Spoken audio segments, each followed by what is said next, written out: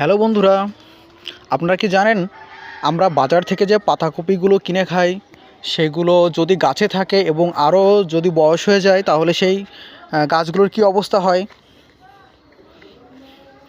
দেখুন, এই যে একটা বয়স্ক পাতাকপি গাছ আপনারা দেখতে পাচ্ছেন, আর দেখতে পাচ্ছেন যে পাতাকপিটার জন্য ফেটে গেছে, মনে হচ্ছে কে যেন দাও দিয়ে কুপিয়ে এটার জন্য কেটেছে, কিন্তু এটা কেউ দাও দিয়ে কুপায়নি, এটা ন্যাচারালি এমনভাবে হয়েছে। পাতাকপির যখন বয়স হয়ে যায় তখন এটা অটোমেটিক্যালি নিজে থেকে ফেটে যায়। দেখুন, পাশেই আর একটা পাতাকপি আছে।